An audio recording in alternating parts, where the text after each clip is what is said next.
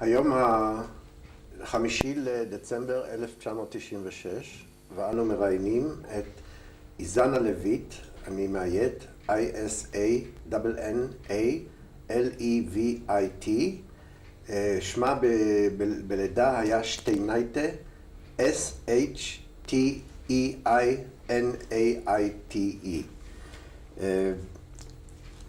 הגברת לויט, ילידת 1929, השישי לשני 1929, והיא בת 67 כיום. הרעיון נערך בביתה בירושלים. זו קסטה מספר 1 של הרעיון עם הגברת איזנה לויט בביתה בירושלים ב-5 לדצמבר 1996. איזנה היא ילידת השישי לפברואר 1929 והיא כיום בת 67. גברת לויט, נתחיל עם התקופה שלפני המלחמה, אולי תתארי לנו את משפחתך, את ההורים והאחות. משפחתי, גרנו יחד לפני מלחמה 1941 בקובנו. משפחה שלי ילדות הייתה שלי נהדרת. אבא שלי היה רואה חשבונות, אמא גם עזרה. לסבא היה עסק, אז היא גם עזרה לו. וקיבלתי הרבה חום. אחותי הקטנה, היא יותר צעירה ממני, מנואלה, היינו גם, מאוד אהבתי אותה. בכלל היה טוב לנו בבית. התחלתי ללמוד מגיל 6 בכיתה א', בבית ספר, זה היה אז גימנסיה של שם על שוואבס, בעברית. השפה, אמנם לא ידעתי עברית קודם, ידעתי רוסית וליטאית, זו השפה שלי הייתה ראשונה רוסית, גם ליטאית, כי ההורים שלי גמרו גימנסיה ברוסית, ואני התחלתי בעברית. למדתי עד 1940 באותה הבית ספר, ואחר כך שבאו הרוסים, כבר לא היה כל התרבות של עברית, זה כבר לא היה קיים, היה אז בית ספר ליהודי, זה היה עממי ביידיש. אבל נחזור בכל זאת לתקופה שלפני 1941, מה את יכולה לתאר מהתקופה של הילדות שלך? נו, מה אני יכולה? אני זוכרת רק דברים נעימים, טובים ויפים. אבא שלי בן אדם היה מאוד תרבותי, מאוד משכיל. היה תמיד מראה לי ותמיד מסביר לי דברים נהדרים. היה אצלנו אז, בכל זאת לפני 1941, היה לנו אנציקלופדיה הגדולה. זה לא כל בית, לא בכל בית היה זה. והיה תמיד מראה לי באנציקלופדיה, והיה מסביר לי. והיה לוקח אותי גם לאופרה. היה ילדות טובה. אתם גם טיילתם? טיילנו, היה לילדים קטנים, לא כמו עכשיו, היו לוקחים בכל מיני מקומות, אבל בקיץ, שהיה חופש הגדול, ודאי, אנחנו לקיץ נסענו, היה שם ביערות, ונסענו ודאי בכל שנה. איך היו היחסים עם הילדים הליטאים? היה טובים. המשפחה שלנו בכלל מאוד חברותית, וידענו גם את השפה טוב, אז היו יחסים טובים. לא הרגשנו אנטישמיות. ואמא עסקה, במה אמא עסקה? אמא עסקה, לסבא היה עסק, הוא היה סוחר, וגם בבית, באותו הבית איפה אנחנו גרנו, אז היה לו עסק, אז אמא קצת עזרה לו ככה בעסק. אבל בדרך כלל היא הייתה בבית, הכרת בית. מה את יכולה לספר לנו על סבא? סבא היה איש דתי, דתי מאוד אפילו, ולא הפריע לאף אחד מהילדים שלו. אמנם היו לו 9 ילדים, 5 בנים, 4 בנות, וכולם היו באמת מסורתיים, אבל לא דתיים, אבל הוא לא הפריע לאף אחד. איזה מהדודים או הדודות את זוכרת במיוחד? אני זוכרת כמעט את כולם. הרבה היו באמת בחוץ לארץ, הייתה לי דודה שאני באמת כמעט לא זוכרת, היא גרה בבלגיה, היא הייתה רופאה, אותה אני באמת כמעט לא זוכרת, וגם דוד בהולנד, אותו אני כן זוכרת, הוא היה בא אפילו הנה לראות אותי אחרי מלחמה שהגעתי הנה, והייתה לי דודה הכי גדולה, האחות של אמא, הייתה רופאת שיניים בקובנו, היה לה קליניקה גדולה מאוד, היא הייתה מאוד מפורסמת, כל אחד בליטא הכיר אותה וידעו אותה, ודודים ודאי, והרוב המשפחה הייתה בבית אחת, היינו גרים. מי בקומה שנייה, מי בקומה שלישית. וזה האחים והאחיות והאבא של האמא שלה. הכל של אמא שלי, כן.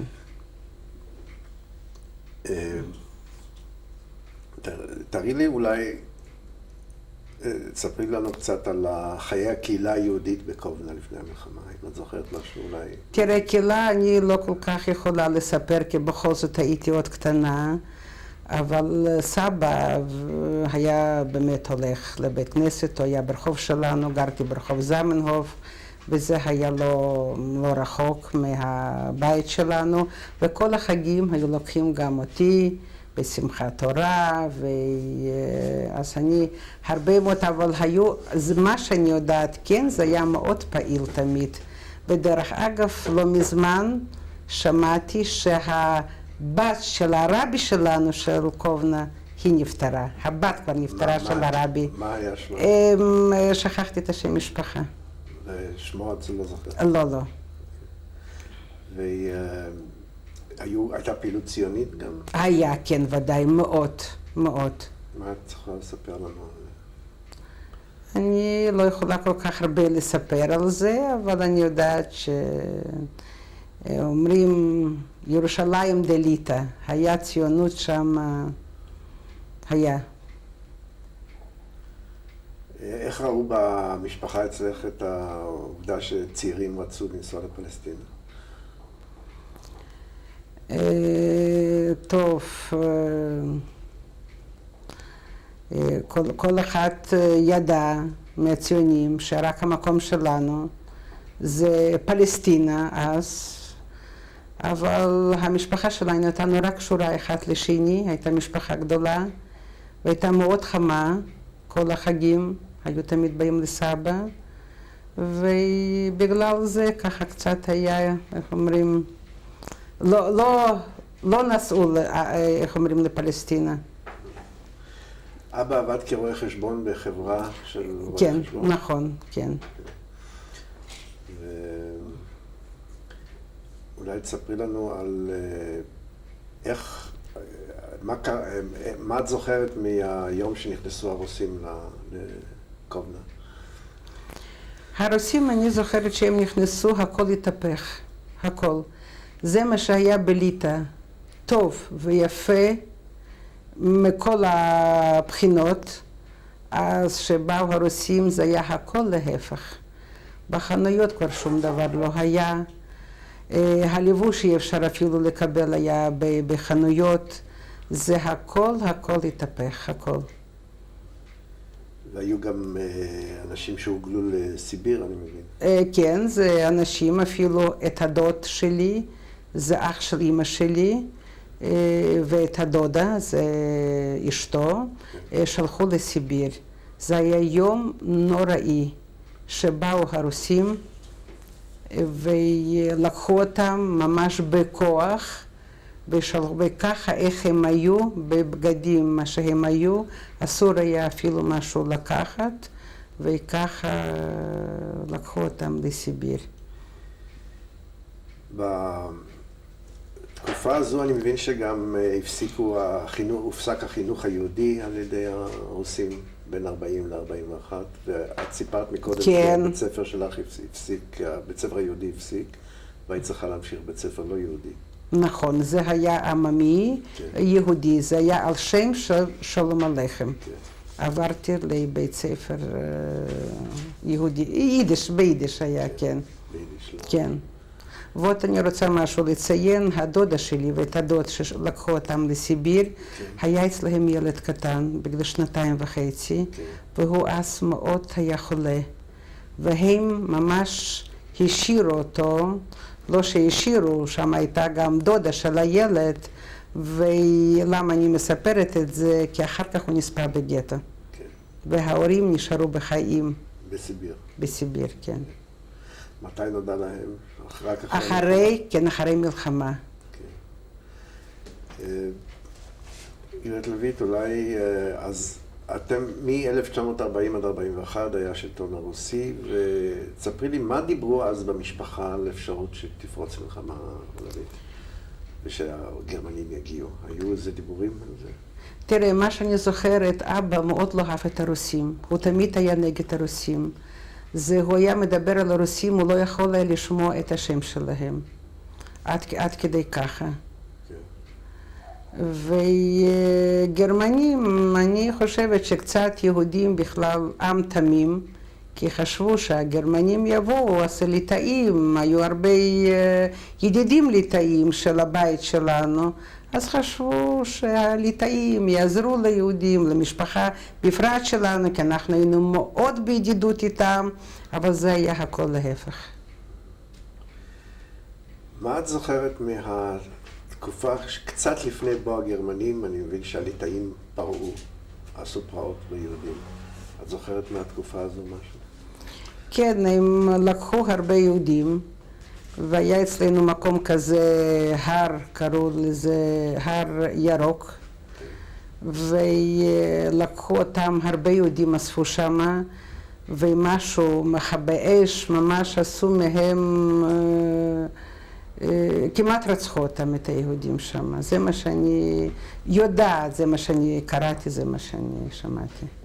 וזה השפיע דיברו על זה הרבה במשפחה? כן, ודאי, ודאי.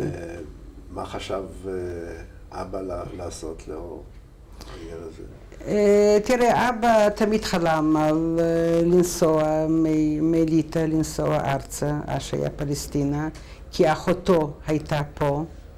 והוא היה באמת ב-1935, הוא היה בארץ, אבל מה שסיפרתי לך, שהמשפחה הייתה מאוד כזאת חמה, כולם שאחד על שני זה כמו חבל היה, והוא לא נסע פשוט. אולי נגיע עכשיו לזמן שהגרמנים נכנסו לקובנה. מה את יכולה לספר לנו על כניסת הגרמנים לקובנה? הגרמנים נכנסו, זה היה בכלל גם תמונה לגמרי אחרת.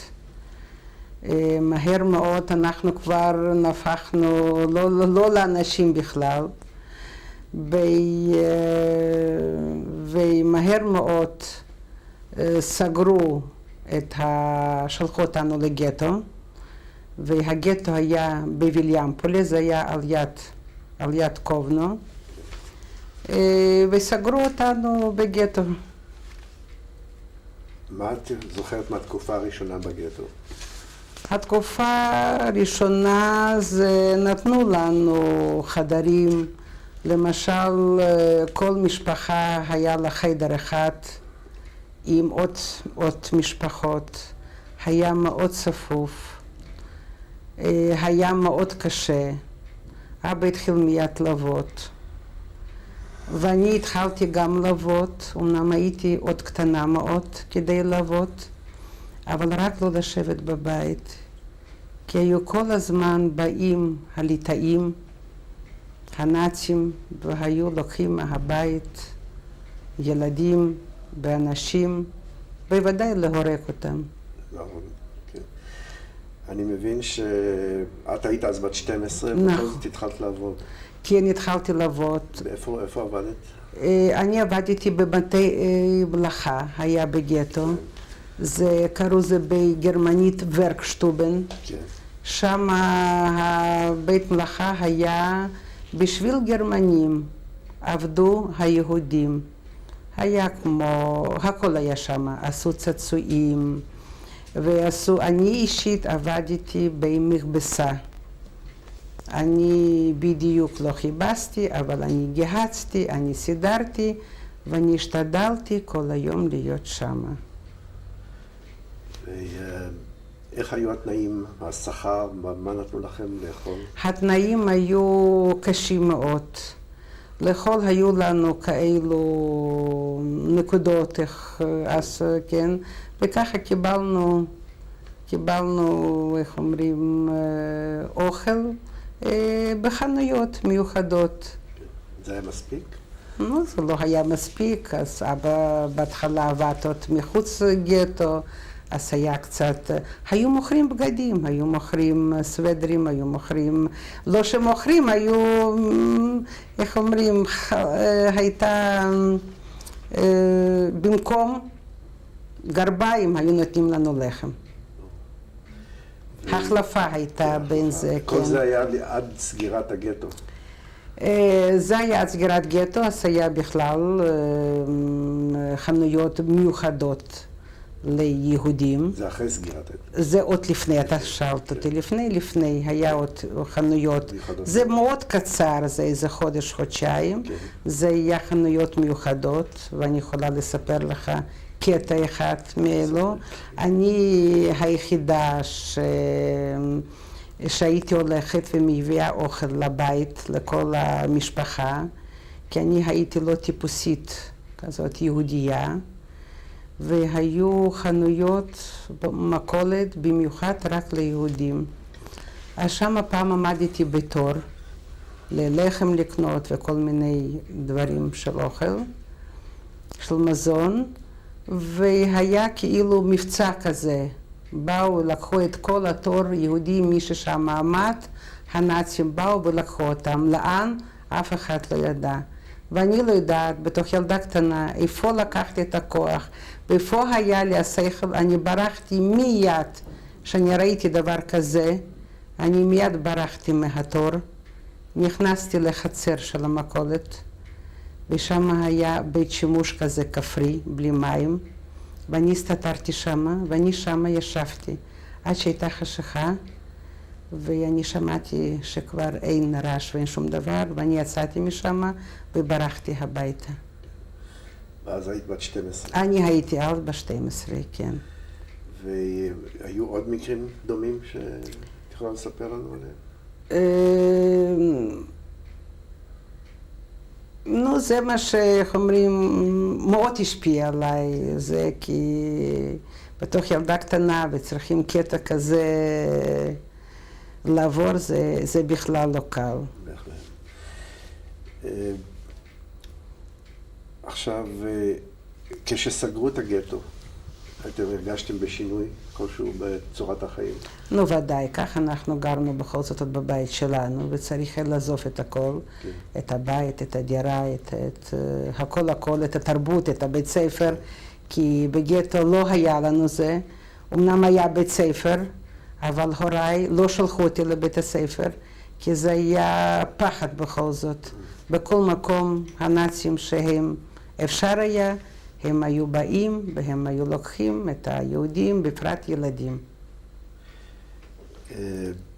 תגידי לי, אחרי חודשיים וחצי חוסל הגטו הקטן, אתם גרתם בגטו הקטן? אנחנו גרנו בגטו הגדול, אבל מה מעניין אני יכולה לספר לך דבר אחד, הסבא והדודה שלי היו גרים בגטו הקטן. באותו היום, אני זוכרת כמו עכשיו, אמא, אחותי הקטנה ואני, היינו בדרך לגטו הקטן.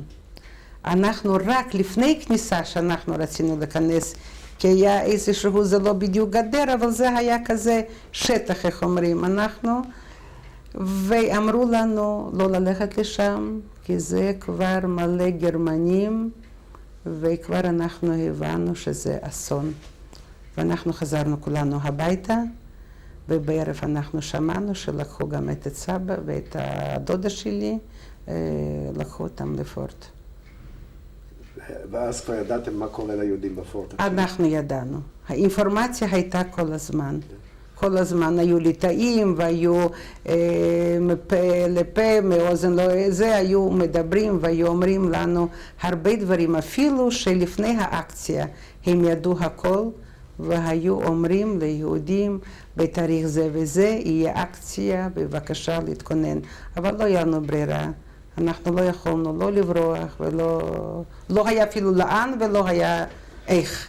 אז הסבא נלקח בעצם לפורט השישי, זה ב-1941. ב-41, כאשר נסגר הגטו הקטן. הגטו הקטן, כן. מה את יכולה לספר לנו מהאקציה הגדולה ב-28 לאוקטובר? האקציה הגדולה זה היה משהו מיוחד.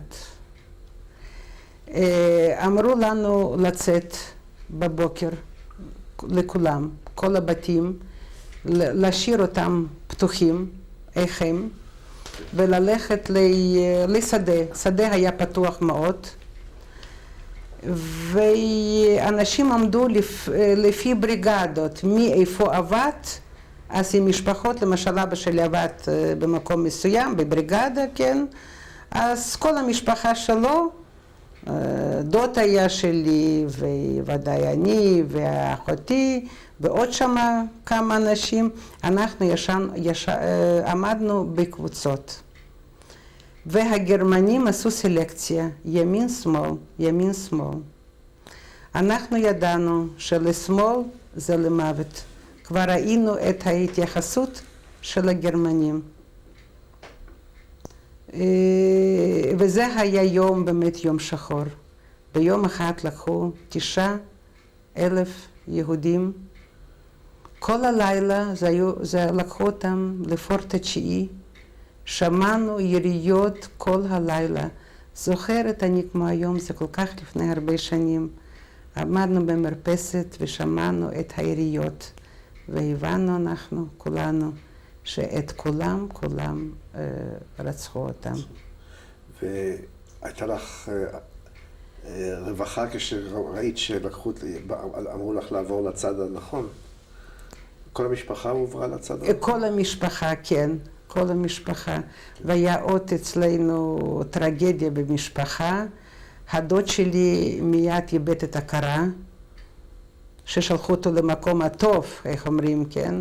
הוא איבד את ההכרה, אז אנחנו מאוד פחדנו כולנו, שיכול לקרות אסון ויקחו אותו לצד השני, אבל איך אומרים, אז הוא יצא מזה.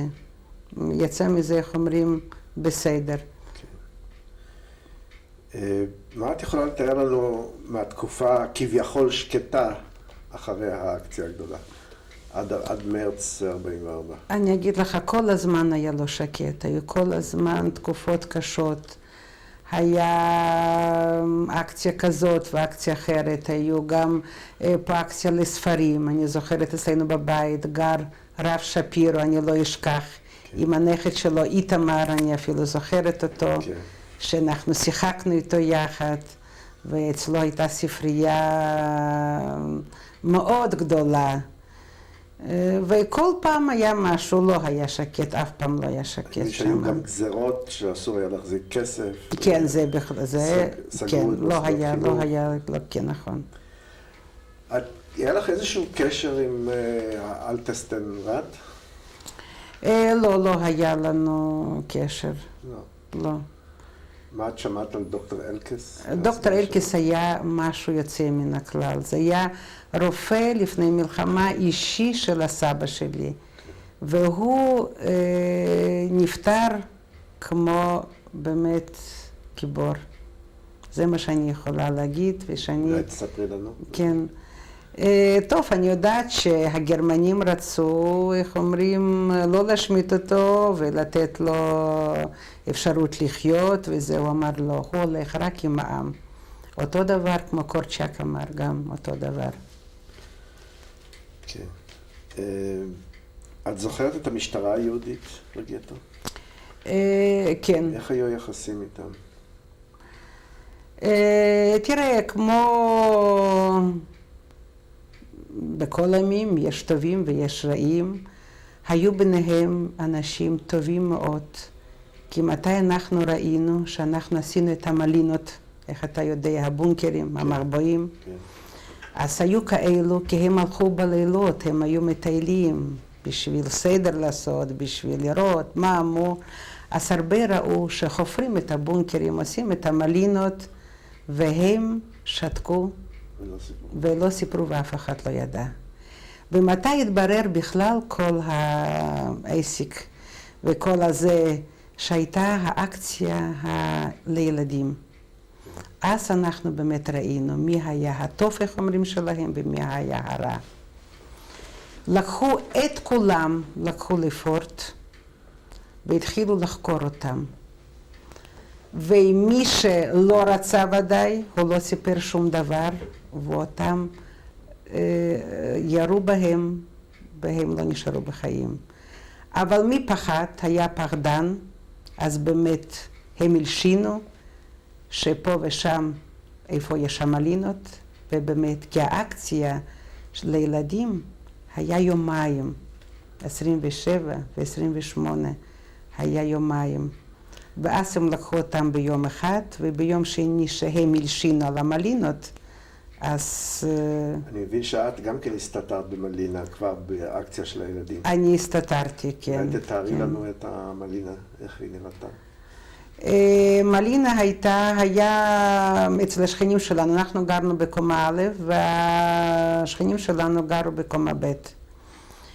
והיה עמד ארון, ובארון היה קיר, כי אפשר היה להוציא אותו ולשים אותו במקום. ואחרי הקיר היה מחבוא קטן, כמו ביידיש אומרים סלקה, אני לא יודעת איך, מחסן קטן למשל. ושם היינו, הרבה אנשים, לא כל כך הרבה, אבל בכל זאת היינו, כי שם המקום היה מאוד קטן. היו עוד ילדים קטנים, בוודאי ילד זה ילד. הילדים לא שקטים, אז האימהות היו סוגרים להם את הפה, היה נורא קשה. כמה זמן שהיית בתוך המלינה? זה היה כמה שעות פשוט, כי אבא שלי לקחו אותו קצת כמו, לא כמו שוטר, אבל לעזור, איך אומרים, באקציה. אז הוא נתן לנו סימנים שהכל נגמר, ואז יצאנו משם. בעוד בדיוק באו, עוד לא סיפרתי את זה, שבאו דווקא גרמנים, חיפשו, והם באו עם כלבים, אבל למזלנו, או הם היו שיכורים או מה, לא ידוע, אבל הם לא מצאו אותנו. וכך אנחנו אז בשלום יצאנו משם.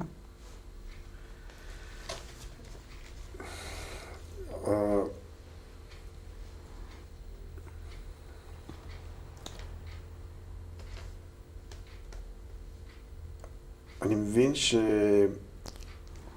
אולי תתארי לנו את החיים בגטו, מבחינה תרבותית, סעד, בריאות, מה עשו המוסדות היהודיים מבחינת החיים בגטו, איך זה התבטא? אני רוצה להגיד לך, בגטו אפילו ככה שעשו, היה אפילו תזמורת. כן. ובית ספר היה. ויותר, איך אומרים, אליטה של אנשים שהיו ככה יותר, איך אומרים, טוב, כל מיני גם אנשים שהם, כמו בגסטאפו עבדו, גם היו כאלו יהודים. אז הם באמת חיו חיים, איך אומרים, אפשר להגיד, לא בדיוק נורמליים, אבל יותר טוב מה שאנחנו. אנחנו היינו מה? הלכנו לעבודה, וזה מה שלא הלכנו לאף מקום, כי גם פחדנו. במה אמא עבדה? אמא גם עבדה בבית מלאכה, אנחנו כולנו ככה השתדלנו. גם אבא? כן, אבא גם. בזמן האחרון כן. כן, היו בריגדות של יהודים. הוא היה בבריגדה, נכון, אבל אחר כך, בסופו, הוא גם עבד בבית המלאכה. זו קלטת מספר 2 של הרעיון עם איזנה לויט בביתה בירושלים, ב5 לדצמבר 1996. אנחנו נמשיך עכשיו, סיפרת לנו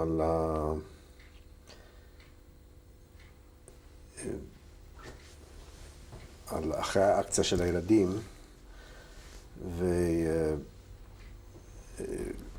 וסיפרת לנו על המשטרה היהודית, וגם על החיים בגטו. מה את יכולה לספר על חיסול הגטו ב8 ביולי?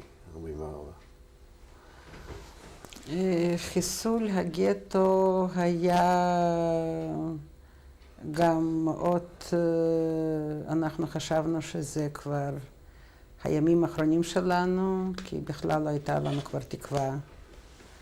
לקחו אותנו גם לשדה כזה גדול, ואמרו לצאת לשדה הגדול באמת. ואנחנו רצינו מאוד מאוד, כמו כל אחד לחיות, ואימא שלי רצתה מאוד שאני אשאר בחיים, כי אחותי כבר הייתה אצל ליטאי, שהוא לקח אותה אליו. מתי הוא לקח אותה? לכפר. הוא לקח אותה בדיוק אחרי האקציה של הילדים, כן. אפשר היה עוד לצאת מהגטו? אפשר היה עוד לצאת מהגטו, כן. איך יצאו? וזה סיפור גם מאוד מעניין. כן, ספרי לנו. והוא היה, בדרך כלל הוא היה די שיכור, הוא אהב מאוד לשתות. ופעם הוא דיבר עם אבא, והם החליטו איזה יום, איזה תאריך להוציא מהצד שלנו, מגטו, לצד שני, מעל גטו שם, מעבר הגטו. כן. והוא לא בא יום ולא בא יומיים, וזה היה ממש מפחיד. ואיזה יום הוא כן בא, והוא לקח אותה. אז אבא שלי קצת ליווה, הוא היה עם סוס הוא בא, עם כרכרה ועם סוס, לקחת את אחותי. ואבא שלי, שאני ראיתי אותו פעם ראשונה בוכה, שהוא נתן את הילדה לליטאי זה, לקובנו, הוא בא הביתה ומאוד בכה, אז אני זוכרת שפעם ראשונה ראיתי איך הוא בוכה. וזהו, ואחרי יומיים הוא הלך לבקר אותה אצלו, בקובנו, אבל לאחותי אמרו שאם היא תראה פעם את אבא או משהו, לא תגיד שזה אבא, כאילו זה מישהו זר ומכיר, כי זה היה נורא מסוכן. וכאילו כל הזמן דיברו איתה שמכרו אותה, כמו רוסייה היא, וקוראים לה לא מנואלה, וקוראים לה מינה, ושתדע, ושלא תשכח מזה. אני מבין שהליטאי שלקח אותה עבד בגסטאפו. הוא עבד בגסטאפו, כן. מה הוא עשה שם, את לא יודעת? זה אני לא יודעת. והוא עשה את זה רק כטובה אישית לאבא. הוא לקח עוד כמה ילדים, הוא לקח גם את הבת דודה שלי, היא גם עכשיו חיה, היא רופאת ילדים, והוא לקח עוד 2 ילדים, אני לא יודעת מי, אבל הוא לא החזיק אותם בבית, כי הוא פחד בכל זאת, כי אפשר להלשין עליו, והוא יכול לאבד את העבודה, והוא נתן אותם לכפר, לאמא שלו ואחות. היו לה חיים מאוד קשים, מאוד. מאיזו בחינה? מאיזו בחינה? התייחסו אליה מאוד לא טוב, שם היו חזירים, והיא צריכה הייתה להיות כמו שפחה, והיא פחדה מזה. אבל מה, בכל זאת, שכל של יהודי זה שכל. אז היא הייתה נותנת איזה בגד למישהו, לאיזה ילדה, שבמקומה היא תעשה את כל העבודות שלה, מה שהיא צריכה לעשות, מה שהיא חייבת לעשות. והיא החזיקה מעמד ככה עד סוף המלחמה? כן. ואתם התראיתם אחרי זה הכל היה במקרה. במקריות הייתה לנו קרובת משפחה, עדיין היא חיה בקובנו. כן. היא פגשה יהודים אחרי מלחמה, בקובנו היו מעט מאוד, מיד אחרי מלחמה היה מעט מאוד. והיא רואה פתאום הולכת ילדה יחפה עם תרנגול מתחת השכי. והיא התעניינה, מי זאת הילדה? מה, מי, מו? כי זה עבר לא הרבה זמן, זה בכל זאת היה מ-44, עד סוף 44, זה שחרור של ליטא היה לא ככה מה שאנחנו השתחררנו כל כך מאוחר. והיא סיפרה מי היא, מהו, והיא לקחה אותה אליה, והיא ידעה שיש לנו דוד, אח של אבא שלי במוסקבה. אז היא כתבה, היה לה קשר עם הדוד, וכולם חשבו שאנחנו לא בחיים אף אחד מאיתנו, כי לא שמעו מאיתנו ולא ידעו מאיתנו שום דבר. והיא לקחה אליה, והיא נתנה לה, איך אומרים, מה שאפשר היה, הלכה אז לבית ספר גם, ואחר כך הדוד גם לא ידע שאנחנו בחיים, לקח אותה למוסקבה. תגידי, היא יצאה מהגטו אחרי האקציה של הילדים. נכון. וזה היה אחרי מרץ 44. נכון. ואז עדיין אפשר היה לצאת מהגטו באופן חופשי? אפשר היה. חופשי לא. חופשי זה פשוט, זה לא היה חופשי. כן. זה היה ככה, זה היה גרמני עמד כן. על יד הגדר. כן. זה היה שני צדדים, מצד אחד היה גטו, מצד שני היה רק הגדר, זה היה, איך אומרים, היה גדר רק וזהו. כן. אז פשוט אי אפשר היה לצאת, אבל גרמני שם, והתחילו לדבר עם הגרמני זה, והוא משהו הסתובב וככה נתנו, כן, זה היה פשוט מקריות, כי נורא, אבא מאוד פחד. שלא יצא לפועל כל ה... כן. הברכה הזו של כן, בדיוק ככה, כן. אבל אנשים יצאו ובכל זאת נכנסו והביאו דברים מבחוץ? טוב, אז מה אתה אומר מבחוץ? איזה מזון או משהו? טוב, זה היה בסתר. שמו למשל חמה או באיזה מקום במכנסיים, בשרוול, אני יודעת. זה כן, כן. כי אחרת אי אפשר היה. את זוכרת שתפסו אנשים כאלה? תפסו הרבה, כן. תפסו והרבה מקום, לא, אני לא ראיתי, אבל אני יודעת שתפסו וקיבלו מכות. היה אצלנו כזה פוליצאי, משטרה, כזה ארנשטם, הוא היה יותר גרוע מנאצי, כן. את ראית אותו מכה? אני לא ראיתי אותו מכה, אבל אני יודעת, וסיפרו, ואנחנו ידענו עליו. מה היה גורלו? גורלו היה יופי ליהודים. יהודים בקונסלגר, הוא גם היה בקונסלגר עם יהודים אחרים, ולקראת סוף, כבר ידעו שהמלחמה כבר, שזה ניצחו כבר, עומדת להיגמר. היא אומרת לגמר, אז אנשים הרגו אותו. יהודים לבד הרגו אותו, רצחו אותו. כן, זה ידוע, במחנה. במחנה, כן. הוא היה שם קאפו? הוא היה, כן, הוא היה קאפו. כן.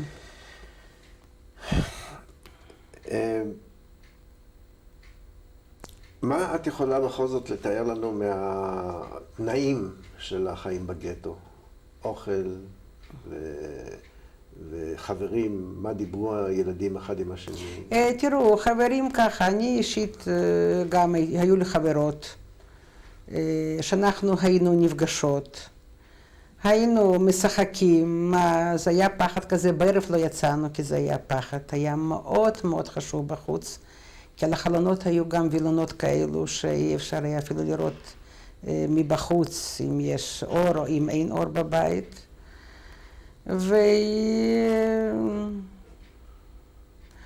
מה להגיד לך, זה לא היו חיים, זה היה קיום פשוט של אנשים, זה לא היו חיים בכלל לא.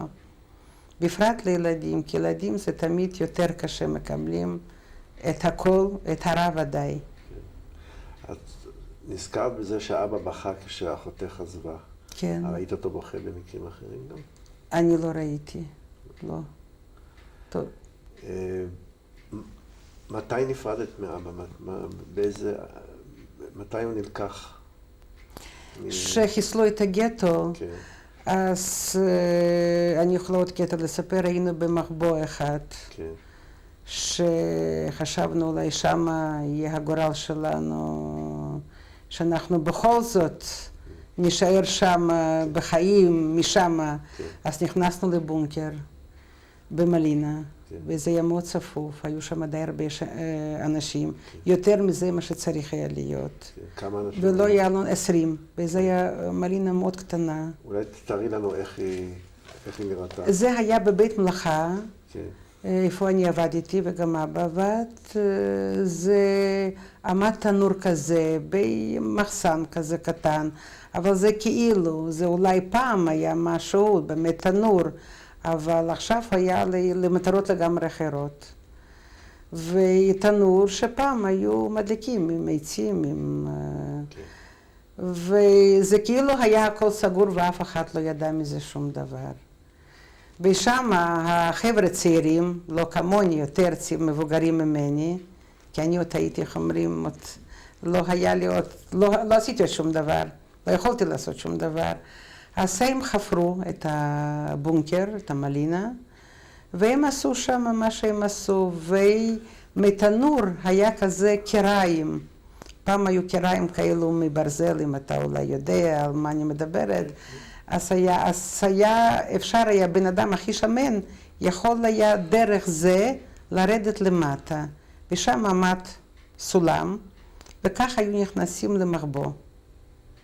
ולמטה כבר היו ספסלים וישבנו. היה גם אוכל? אוכל לא היה, אבל עשו צנימים, מה שאני זוכרת, היה צנימים. אולי ליום זה לא היה, אנחנו לא ישבנו שם הרבה, בדרך כלל, כי לא היה. ומה הלשינו עלינו?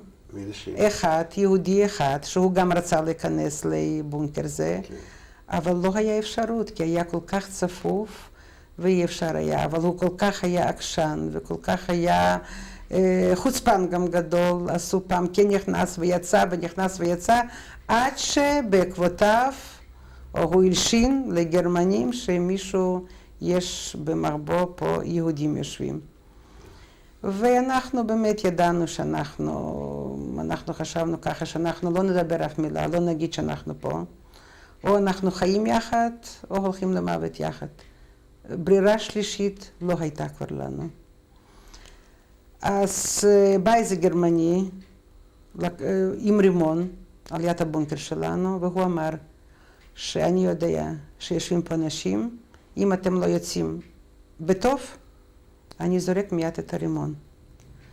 אז ודאי, מה אפשר? אנחנו ידענו שככה מוות וככה מוות. אז כבר לא חשוב באיזה צורה למות.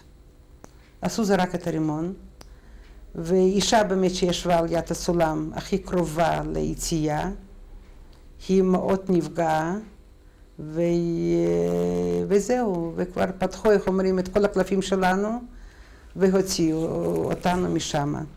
ואני זוכרת כמו היום, גרמני לקח אותי בצווארון, כמו כלבלב, כי אני הייתי מהרימון, כנראה אני הייתי לגמרי, לא ידעתי אפילו מה הולך איתי. וקיבלתי שוק, והוא הוציא משם אותי, וזהו, והיה לי מאוד, פחד היה לי גדול, הפחית אותי כל העניין, ואני הייתי בלי.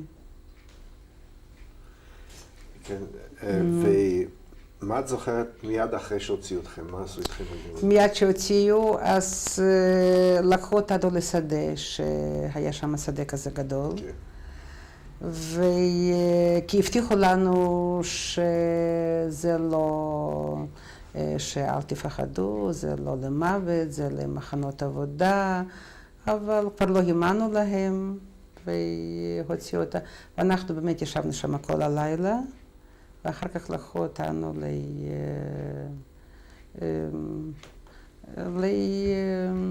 הוציאו אותנו משם. הלכנו באמת הרבה מאוד ברגלות. גשם היה שוטף, ואנחנו היינו עם פקלח שלנו קצת. אי אפשר להיות להיפרד משמלה, מבגדים, ממה. ונרטפנו לגמרי. והכל מה שהיה איתנו, הכל זרקנו בדרך. כי כבר לא היה טעם בכלל לקחת, כי היה נורא כבד. ושם עבדו, זה קרון עמד שם, רכבת כזאת, לא גדולה, ולקחו אותנו, ולא ידענו לאן. כמה אנשים נכנסו לקרון? 70 אנשים. היה מאוד צפוף. כמה זמן נסעתם? נסענו, לא הרבה נסענו, לא זוכרת בדיוק כמה שעות, ולא ידענו באמת לאן, ועד שהגענו עד איזה מקום, אז אמרו לנו לצאת. מה זה לנו? לנשים. כן. לצאת. ואז אני ראיתי פעם אחרונה את אבא שלי. עד אותו רגע עוד הייתי... עד אותו רגע היינו בקרון, ברכבת זאת היינו עוד יחד.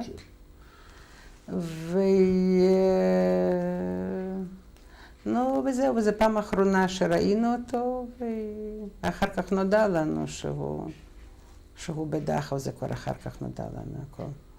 והוא נספה בקרמטוריום, זה כבר אנחנו, אחרי השחרור שלנו, אז סיפרו לנו, כן, כי פגשנו איזה גברים שבאו, אז סיפרו לנו על המוות שלו, מוות טרגי מאוד. תגידי, אחרי שהפרידו אתכם מהגברים, מה עשו איתכם הנשים? אותנו לקחו לשטוטוף, אז אנחנו הגענו לשטוטוף. מה את יכולה לספר לנו על שטוטוף? שהתקופה שלנו שאנחנו הגענו לשטוטוף היה מאוד נקי, את האמת. היה מים, היו שירותים נקיים. זה מה שאני זוכרת. היינו לא הרבה. כשהגענו אנחנו לחצר, אז אנחנו ראינו הר שלם של נעליים. ולקחו אותנו לבית מרחץ. אני זוכרת טוב מאוד שאנחנו עמדנו לבית מרחץ, אז היינו בטוחים שזה קרמטוריום. זה היינו 1000% אנחנו בטוחים. והצרחות של אנשים, עד עכשיו אני שומעת את זה ואני רואה את האנשים.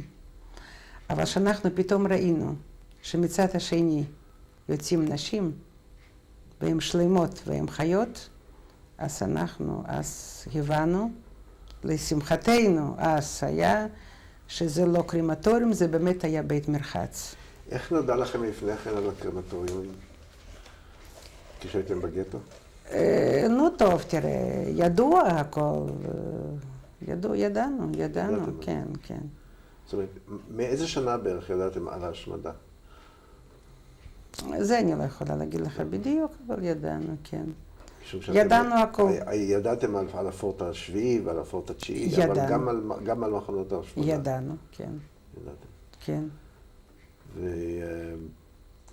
ומה קרה אחרי המקלחת? אחרי מקלחת, אז נתנו לנו, קודם כל לקחו את כל הבגדים במה שאנחנו הגענו. לקחו את כל הבגדים, אנחנו זרקנו אותם על הרצפה, ואנחנו קיבלנו אז פיג'מות, כחול לבן. סיפרו אתכם גם? לא, אותנו לא. אותנו לא. מהונגריה, כן. אותנו מפריבלטיקה לא ראיתי שסיפרו. אנחנו ככה כמו הגענו, ככה. אז קיבלנו כולם פיג'מות, והיינו שם 3 שבועות בערך. זה כמו היה קרנטין כזה, כאילו ככה מה שאמרו לנו.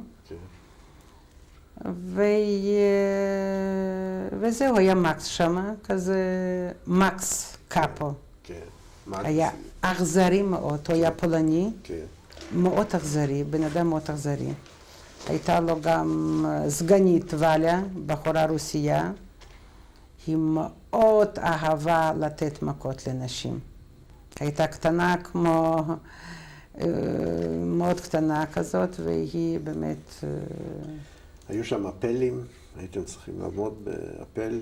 אפל היה כל הזמן היו, כן, ואפל היה, לא סתם היו אומרים לנו לצאת לאפל. מקס, כמו גם אני זוכרת את זה מצוין, הוא היה דרך החלון היה קופץ, הוא היה כזה גמיש, סדיסט גמיש, הוא היה קופץ דרך החלון. והיה את כולם אפל, והיה אותנו החוצה, ואנחנו, כן, כל הזמן ספרו אותנו. היו מקרים שעמדתם שעות? היו, כן, ודאי. היו גם אפלים שתראו איך מענישים אנשים אחרים? לא, טוב, כן, הוא אהב מאוד לתת מכות, זה כן. היה שם גדר גם של חשמל. בשטוטוף היו גם תאי גזים. היו. היה קרמטוריום, נכון? היו, אבל לא בזמננו. לא בזמנכם. כן. זה מה שנודע לנו אחר כך, אנחנו לא ידענו, כן. אנחנו היינו בטוחים שזה יש.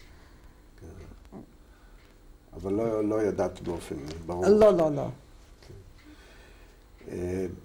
חוץ מאשר הפלים, אולי את יכולה לתאר את שגרת המחנה, פחות, מה היה צפוי לאסיר כל יום?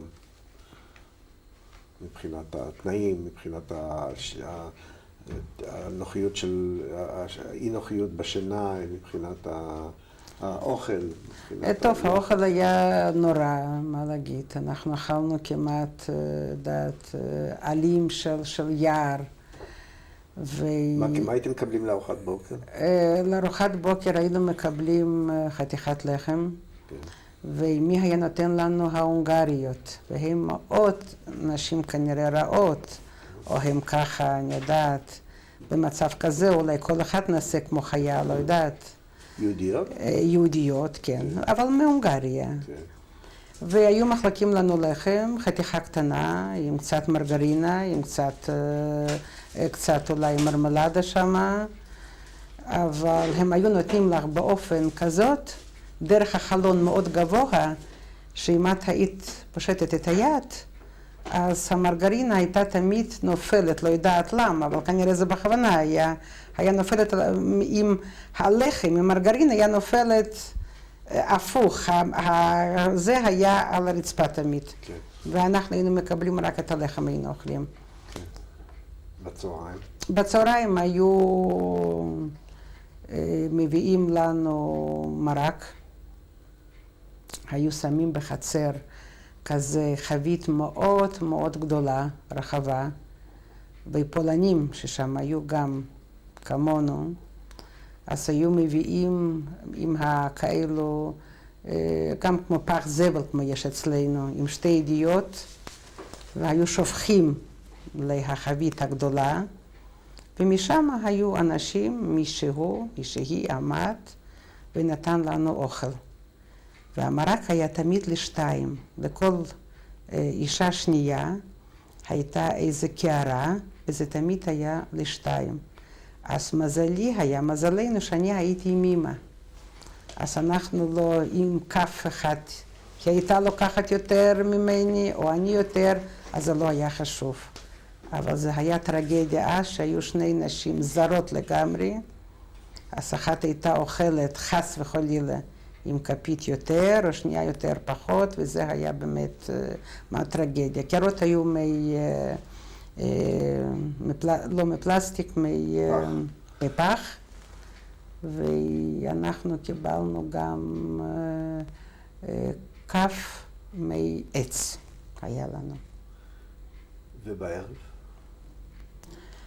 בערב גם אותו הסיפור, גם זה הלחם, החתיכה וזהו.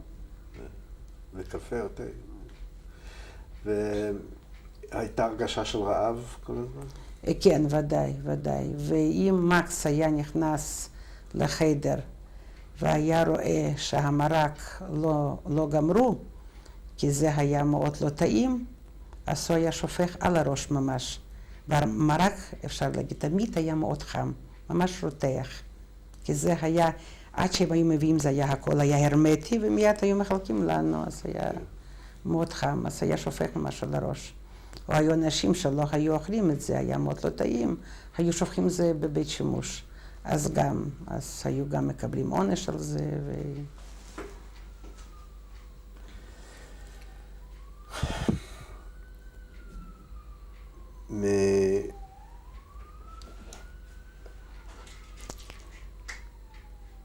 במה עבדת בשטוטוף? בשטוטוף אף אחד לא עבד בשום דבר, לא. זה היה פשוט קרנטין, זה היה אפלים כל הזמן היו אותנו, היינו עסוקים רק, הם היו עסוקים איתנו, איך אומרים, אנחנו לא, כן, כי אנחנו פשוט לא היה אז טרנספורט, ורצו פשוט אותנו כבר לקחת למחנות עבודה. לאן לקחו אתכם משטוטוף? משטוטוף לקחו אותנו למחנה הראשון, זה היה טרונץ, זה מחנה עבודה היה. אנחנו גרנו באוהלים שמה, אפשר להגיד גרנו, שכבנו שמה. על הרצפה? על הרצפה, כן, כן. ובמה עבדתם שם? שם חפרנו בחפירה. עם עטים? עם עטים, כן, כן. תחת השגחה של הגרמנים, כל הזמן, כן, השגחה. וגם שם היו אפלים? שם היו אפלים, כן, שם היה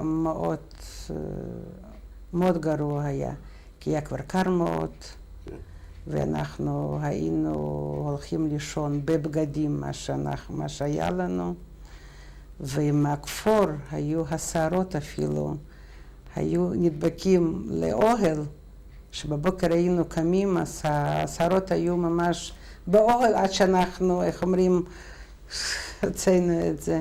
כן. ומבחינת האוכל גם שהתנאים היו כמו בשטוטהוף? מבחינת האוכל, אם אני אספר לך, זה באמת לא יומן. אנחנו קיבלנו קירות כאלו מפח.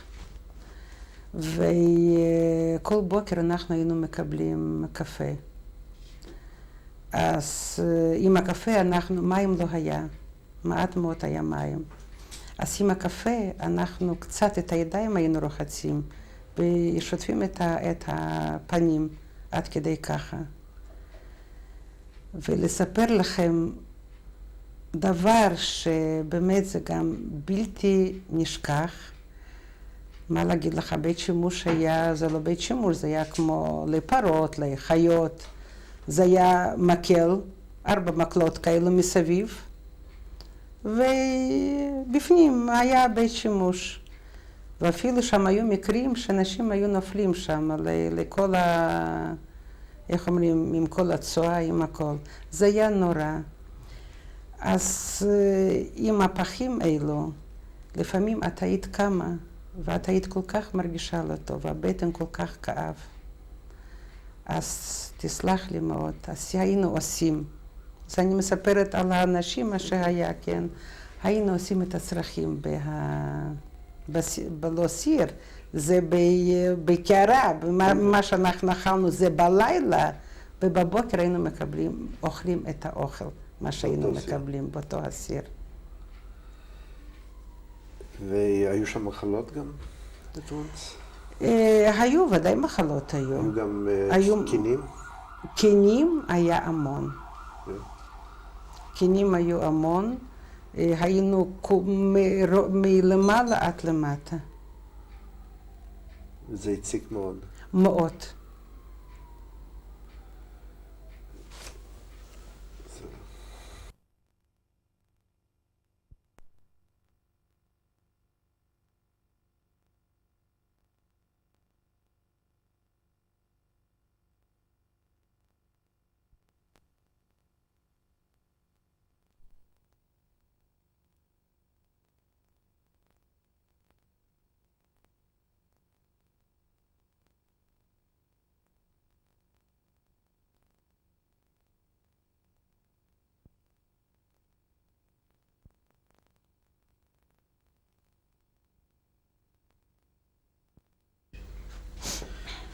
זו קסטה מספר 3 של הרעיון עם הגברת איזנה לויט בביתה בירושלים.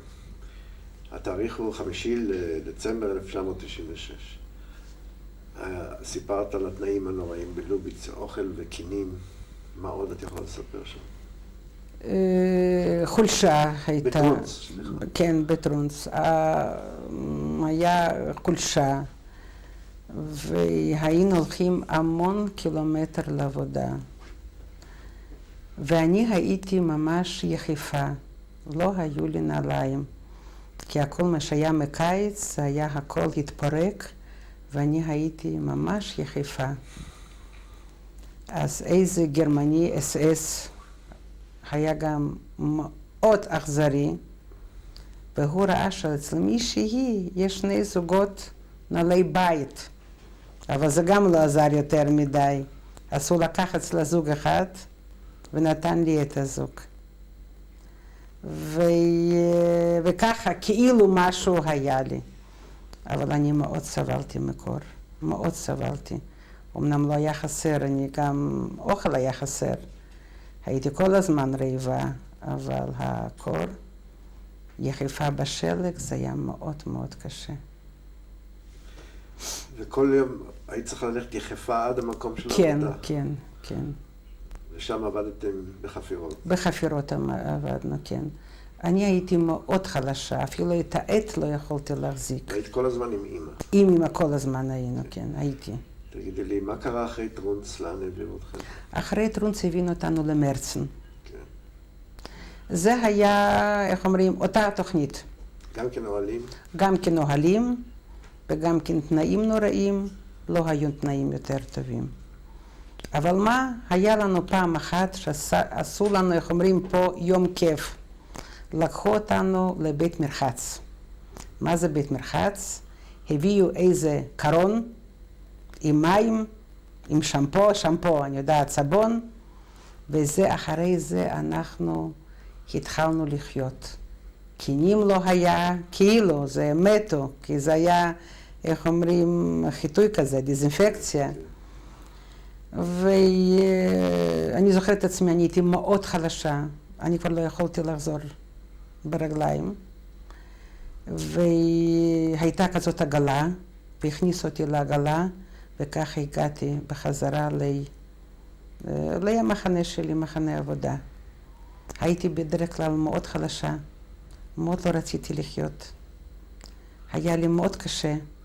בכיתי הרבה זמן, שממש ביקשתי את המוות. אני לא רציתי יותר לחיות, היה לי מאוד קשה. מה בכל זאת החזיק אותך? מה החזיק אותי? אתה יודע מה, אילו עוד שבועיים לא היה מחזיק אותי כבר שום דבר. הייתי כבר נגמרת את החיים שמה. אבל בכל זאת, השחרור היה די מוקדם שלנו, יחסית. אחרי מרצן עברתם ללוביץ', זה היה תחנת קמח. שם היה תנאים קצת יותר טובים, כי לא היו באוהלים. אנחנו היינו בכזה, אנחנו כבר שכבנו על משהו. והאוכל היה אותו דבר? האוכל היה אותו דבר, כן. ועבודה קשה? עבודה, כן. גם חפרנו עוד יותר גרוע. היו לך בגדים בשביל הקור? בגדים היה לא אותו דבר, היה שום דבר לא שינוי, אבל פעם אחת שהיינו בדיוק בלוביץ', בא אליי פאול, זה הגרמני. אולי תספרי לנו עליו, מי הוא היה? זהו, אז הוא היה אס-אס, בבגדים שחורים. כזה לגמרי סיבה הוא היה. היה בן אדם, באמת, הפנים שלו היו מאוד נחמדים. והוא בא וחיפש אותי, היה לי מספר, לא היו, זה היה זהות שלנו, והוא לפי המספר קרא לי. מה היה המספר? 43,000 משהו, 430-49. והוא קרא לך, למה הוא קרא לך? והוא קרא לי, כי הוא ראה שאני עם אמא, אנחנו מאוד שקטות, לא חוצפניות. כי היו הרבה נשים שהיו הולכים לכפרים. היו ממש עם יד, איך אומרים, היו ממש, היו מבקשים אוכל וזהו. ואני עם אמא לא היינו מסוג זה. אז הוא כנראה הוא היה בן אדם, בכל זאת, אמנם הוא היה אס-אס, והוא רצה כנראה מאוד לעזור לי, כי הוא שם לב שאני הולכת בלי נעליים, וקשה לי, וקר לי, וזהו. אז הוא קרא לי, ואני מאוד נבהלתי, חשבתי שלוקחים אותי להורג.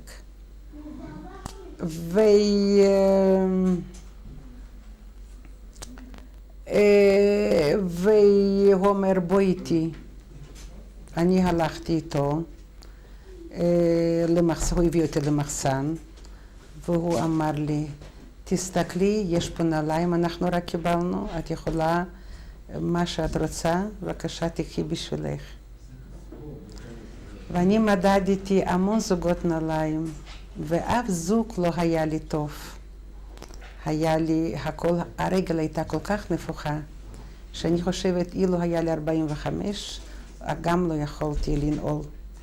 כאלו נעליים היו לי, ובאמת אחרי זה היה לי פצע מאוד גדול ברגל, בכף רגל, שאולי חודשים אני הייתי חולה עם זה, וזה כבר אני מדברת אחרי מלחמה, היה לי פצע מאוד גדול. וככה אני נשארתי בלי נעליים, ובכיתי, כן. יצאתי ובכיתי, לא היה לי שכל לקחת לאמא שלי. עד כדי כך אני הייתי ישרה, וככה נשארתי, אתה מבין מה, אפילו לא עשה לי שום דבר, התנאים קשים שלי. מה עוד את יכולה לספר לנו על הפאול הזה? פאול עוד מקרה אחד היה כבר לקראת הסוף לגמרי, שהם, הגרמנים ידעו שהם כבר, שהרוסים מנצחים ולא הם, אז הוא עמד על ידינו, לא עזב אותנו, כי אנחנו פתאום, אנשים פחדו להישאר בלעדיהם. אז היה לו איזה סנדוויץ' שהוא קיבל מהבית, ממגן דוד אדום, הוא קיבל איזהו. אז כמה אנשים עמדו שם על ידו, אני לא זוכרת כמה, אולי 7, אולי פחות, אולי יותר. אז הוא חילק את הסנדוויץ' לפירורים לכל אחד. זה היה באמת אז, אני הבנתי, זה היה נורא מרגש. וזה הגרמני הטוב היחידי שנפגש? זה הגרמני הטוב, כן, כן, נכון. טוב במרכאות. טוב במרכאות, נכון. היחידי שנפגש בזמן. טוב, יש גם כאלה. תגידי לי, אתם בלוביץ ובתחנת קמח הזו, ושם שוחררת. אנחנו שחררנו, לא, אנחנו שוחררנו בטורן, אנחנו עוד הלכנו מלוביץ', עוד הלכנו בצעדה הזאת. על ההליכה הזו, על הצעדה. ההליכה הזאת שאנחנו התחלנו ללכת, אז היה, אני נזכרת, היה כביש לא כל כך רחב. אז מתי הלכנו אנחנו, היו שבויים הרבה בדרך, פגשנו מאמריקה, אנגלים, היו שבויים הרבה שמה. אז אנחנו עמדנו והם הלכו, הם עמדו ואנחנו הלכנו, ככה זה היה. כנראה מה שאני זוכרת זה היה שביל לא רחב, כן. והם ראו אותנו, אנחנו היינו כנראה בעיניהם, ובאמת ככה היה, מאוד מסכנים. לא צורה ולא לבוש ולא שום דבר. ולהם הם היו במעמד יותר טוב מה שאנחנו. אז לכל אחד היה משהו. אז הם זרקו לנו, פה זרקו צימוקים, חבילה, פה זרקו שוקולד, פה זרקו כל מיני דברים, ובאמת להודות להם, אנחנו כמה ימים אחר כך לא היה לנו אוכל, וזה מה שהחזיק אותנו.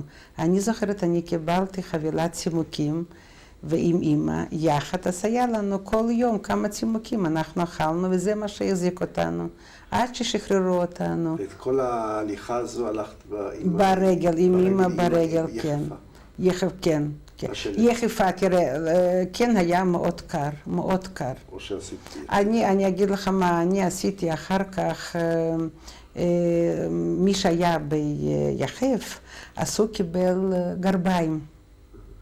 אז אלו גרביים אפשר להגיד שהצילו אותי אז בצעדה הזאת שהלכתי. והגעתם לאן? ואנחנו הגענו היו מקרים שנשים מתו בצעדה? מתו 5 איש מתו, ושם 5 איש מתו, ושם קברו אותם, כן. במקום? במקום, כן.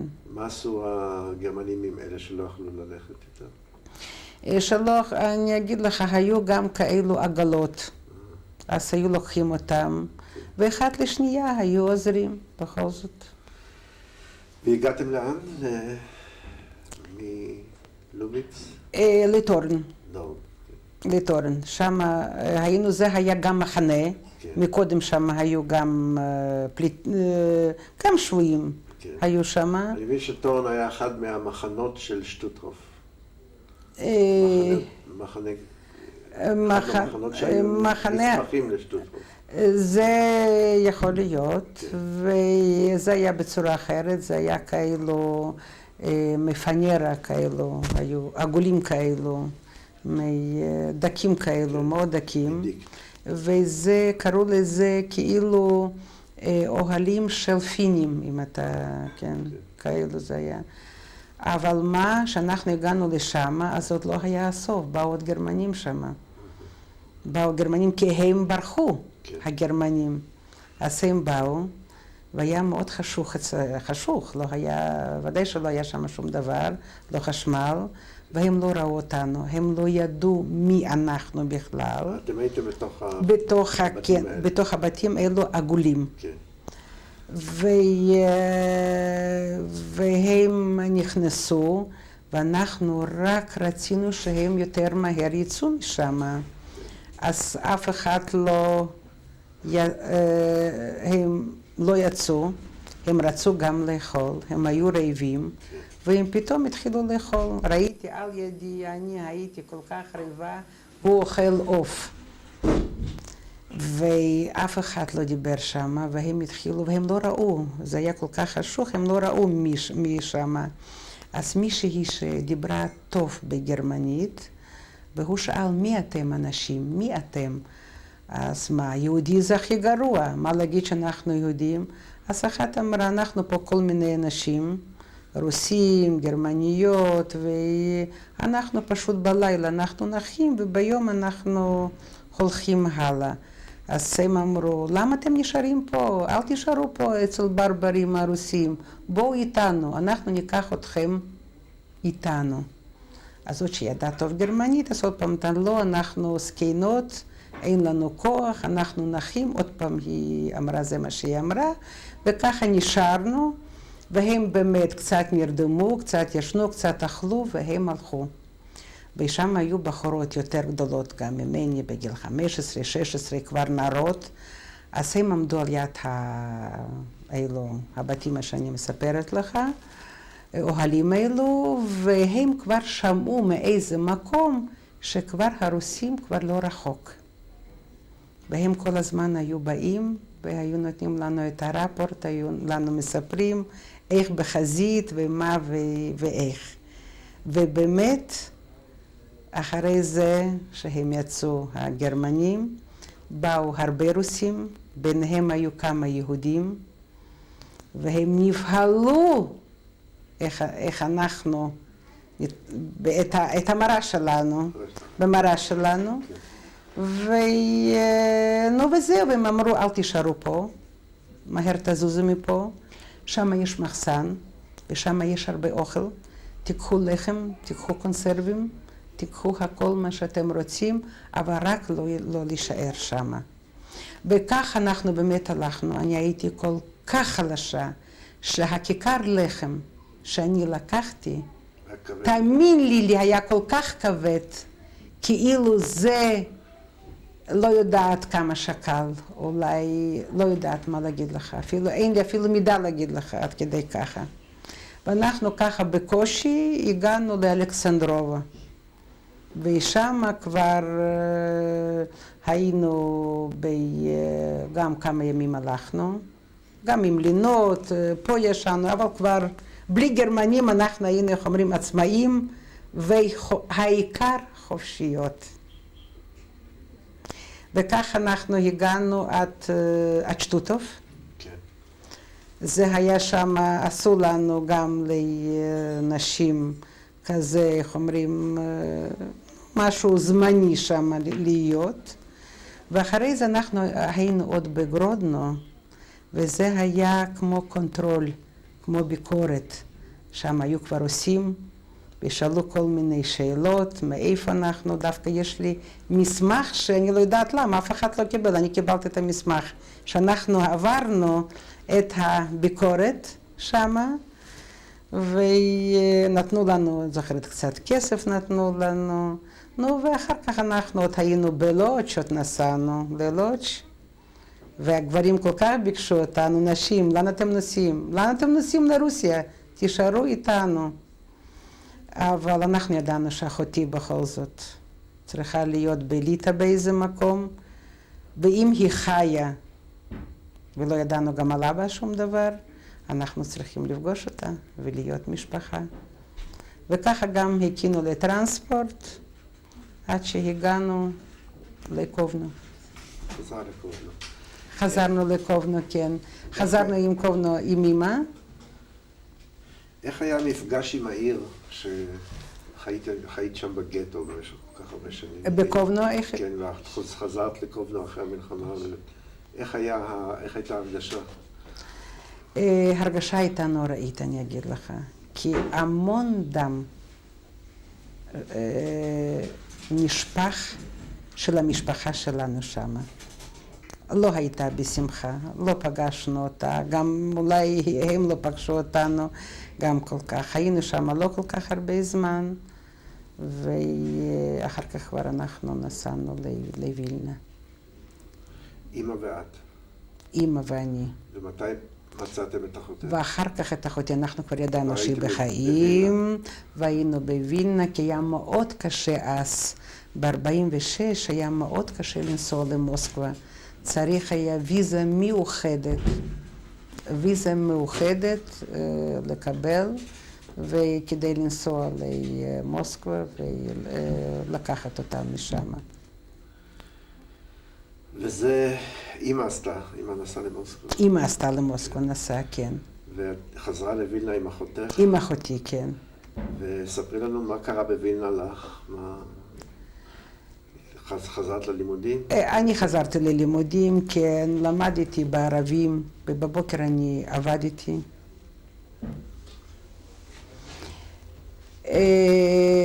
וכן, בקובנה שאני חזרתי, את האמת, אני לא יכולתי להיכנס לבית ספר בינתיים, כמה כי אני באתי אחרי הלימודים, אחרי שנת הלימודים.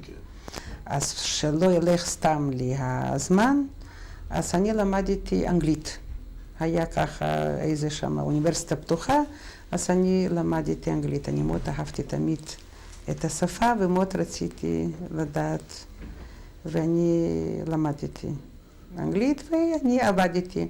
ואחר כך אנחנו כבר שחזרנו, שבאנו, עזבנו את קאונס, קובנו, וחזרנו לווילנה, אז אני סיימתי, התחלתי וסיימתי את הלימודים.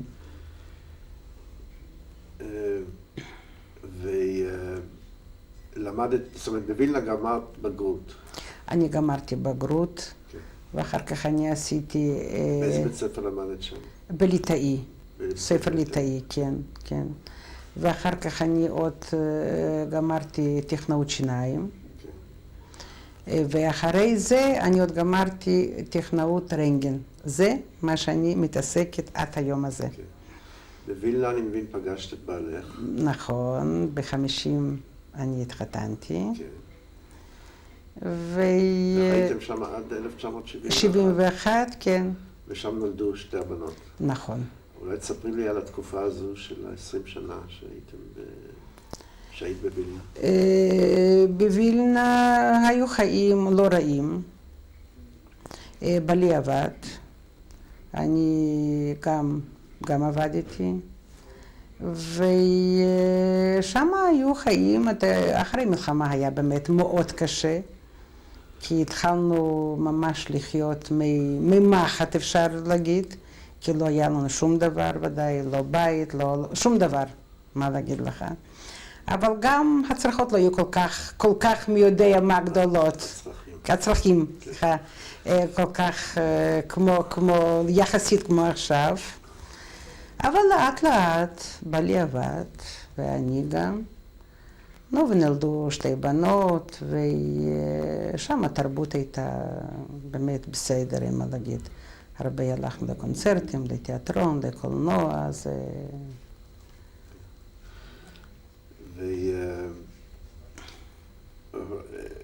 איך בכל זאת החלטתם להגיע לארץ? זה היה חלום שלנו. אנחנו בגלל זה לא כל כך רצינו, את כל הריכוז לא היה לנו כל כך בווילנה, כי לא רצינו יותר מדי ריהוט, לא רצינו משהו, לקנות יותר מדי דברים, כי החלום שלנו היה לנסוע ארצה.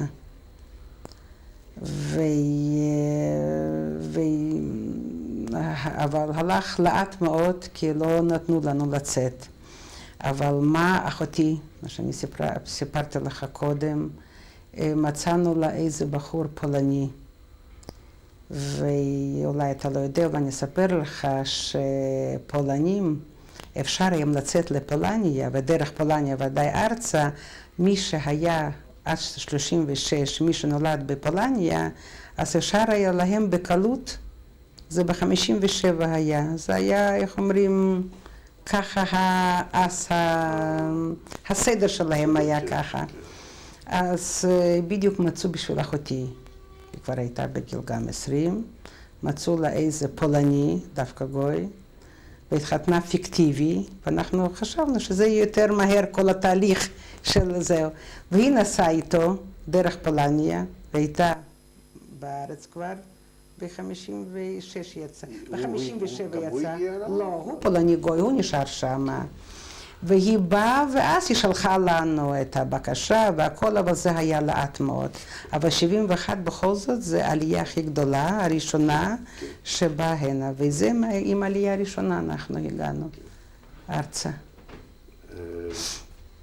מה, את יכולה לספר לנו על התאריך שהגעתם לארץ? איזו הרגשה זו הייתה? ההרגשה הייתה נפלאה, אנחנו באנו בדיוק ביום עצמאות, וזה היה משהו, היינו בתל אביב, היינו אצל אחותי, כי הייתה גרה שם, והייתה משהו, ומעניין מה שהחלום של בעלי היה, אם הוא יהיה פעם פה בארץ, אז הוא רוצה רק ירושלים, ומה הגורל?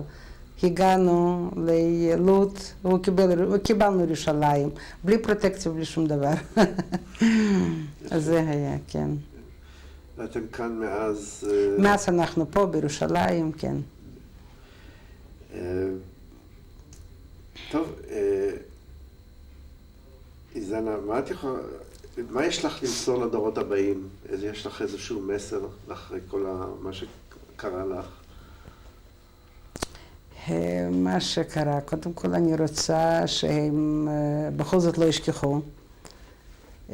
מה שקרה לדור שלי, ודאי לי ולסבתא גדולה, זאת אימא שלי, ושהם צריכים לדעת זה, ויש לי איזה ציטוט, אני יכולה לקרוא לך? כן, בסדר.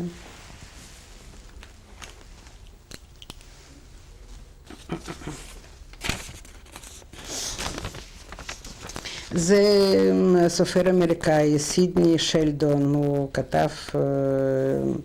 כתב ספר פנים ללא מסכה, זה באמת מצא מאוד חיים בעיניי, שתרבות לא הייתה אלא מחיצה דקה, שבירה מאוד, כשהיא התמוטטה, שב האדם להיות חיה, שוקע שוב בתהום הפרימיטיבית, מתוכה טיפס מעלה במשך השנים. זה מה שאני רציתי לצטט, את הציטוט שלו, שזה מאוד עמוק אני חושבת, וזה לפי דעתי שזה ככה, ושבן אדם צריך להיות תמיד בן אדם בכל מיני סיטואציות, לא לאבד את בדיוק ככה, כן. ואנחנו צריכים להיות ככה ערים לכל דבר, ועוד פעם, לא לשכוח. איזנה, אני רוצה להודות לך בשמי ובשם העמותה על הרעיון שנתת לנו. ואנחנו נעבור עכשיו לצלם את התמונות ואת בני המשפחה. תודה לכם. זה אבא שלי, סטודנט. זה בית בקובנה שגרנו לפני מלחמה, שיטפון. סבא ואני ב-1935. מה שמו? הירש. סבא הירש באמצע, דודה אדליה מלמעלה ימינה, אחר כך דודה לובה, דוד יוליוס, דוד מקס ודוד לולה, שם הייתה עוזרת כנראה, כן, סבתא משמאלה, וילדה למטה שיושבת זה דודה ניוטה, והסבא על הידיים נכד הגדול הראשון, מוקה קראו לו, ודודה בלבן שיושבת מימינה זה לובה, ועוד דוד מקס, ודוד שיושב למטה לולה. תגידי, כאן המשפחה. משמאל לימין זה הנכדה שלי, סיוון, והבת שלי, ביאטה. בעלי, אברהם, ועל הידיים שלו לברכיים, דן. ימינה, גל, הנכד שלי, החתן שלי, זאב. מאחורה, טל, הנכד שלי, מהבת הגדולה, הדס, הבת, החתן דרור, גיל, הנכד שלי. זאב. זהו? אני הדס, הבת שלי זנה. בסך הכל אפשר להגיד שגדלתי בבית מאושר ולא הרגשתי, למרות שידעתי מה סבתא עברה, אף פעם לא הרגשתי שאני חיה באיזושהי חרדה או יש לי איזשהם תופעות לוואי, כמו שאומרים דור שני של שואה. וסבתא סיפרה לנו מדי פעם מה עבר עליה. אמא, מה הייתה? אמא. סבתא של הילדים שלי, כמובן. יש כזה דבר על סבתא. טוב, אז אמא שלי סיפרה לנו כל מיני סיפורים מהשואה, אבל בסך הכל אפשר להגיד שזה לא השפיע עליי או על הילדות או בכלל. זהו. אין לי מה להגיד. מה שאמרת מקודם? סבתא שלי הייתה בשואה.